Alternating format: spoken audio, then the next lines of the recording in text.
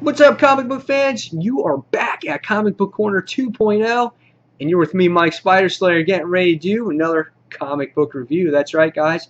And it's another big event, and it is Justice League of America, excuse me, part 2 of 6.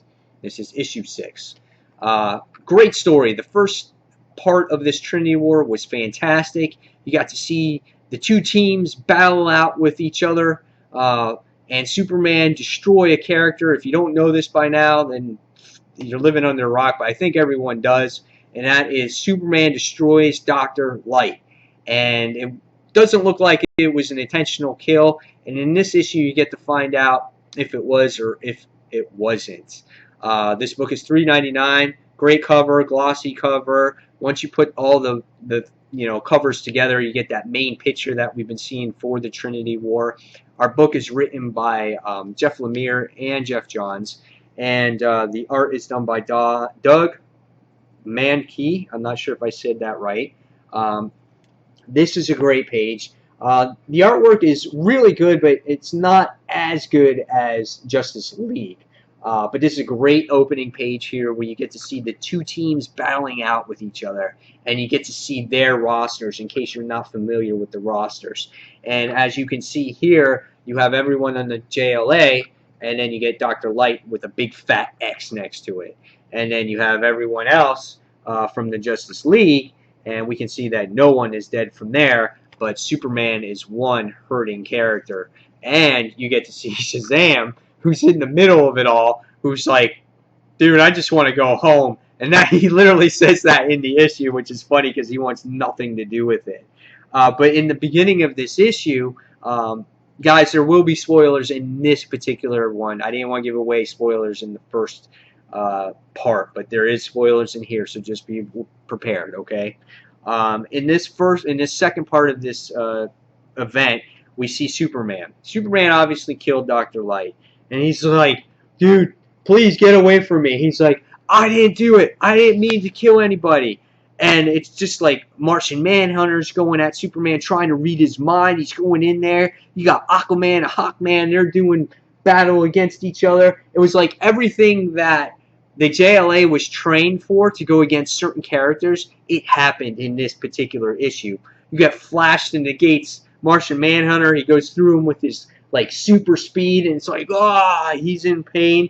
And then Vibe is told by Steve Trevor to go after the Flash and use his vibe, his vibe powers or whatever it is that he is. And he's like, dude, I'm sorry. And he messes everything up, and all kinds of shit hits the fan there. And Superman's just like covering his eyes. He's like, just stop. Stop, stop. He's like, I don't know what's going on. He's like, stop this nonsense. He's like, stop this right now. And he freaks out, and all the characters just like just flying all over the place, and rocks are flying all over the place.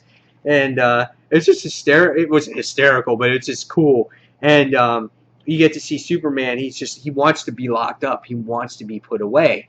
And in this particular issue, we can see it here. And Diana's just really heartbroken about this whole thing. She wants to solve this because obviously she has deep feelings for Superman. She came this close to saying, I love Superman, but she didn't say it. So she wants to get to the bottom of all of this. And same with everybody else. Amanda Waller wants to. Steve Trevor wants to. They do this big autopsy on Dr. Light to prove that Superman is innocent, that he didn't do it on purpose. And you get to see this friendship possibly being broken between Diana and Steve Trevor. A friendship that they still should have, even before they were lovers. But you see that friendship might be on the verge of existence. There could be ending. Anyway, as the issue goes along, you get to see Batman and Superman talk with each other, and they're trying to get to the bottom of this, saying that everything was it might be okay, that we're going to solve this. And you can feel Superman. He's totally deeply lost and broken about what he did to Dr. Light. He wanted to find out, like, what's going on. Dr. Light had a family. What's going on over here? What can we do to solve this issue? And again, Batman's reassuring him that we're going to prove your innocence. We're going to get to the bottom of this. and it's just really high emotions in this particular issue. And again, Diana is trying to find out the bottom of this, and she realizes that Pandora's box was the whole cause of this. But how are they going to solve this problem? And the narration in this is really, really good, because it goes into about how man solves certain problems, and if science can't be solved, and if man can't solve a certain problem, where does someone go? And it's just really well done. This was a great picture here with Diana just trying to find out the truth about Pandora's box.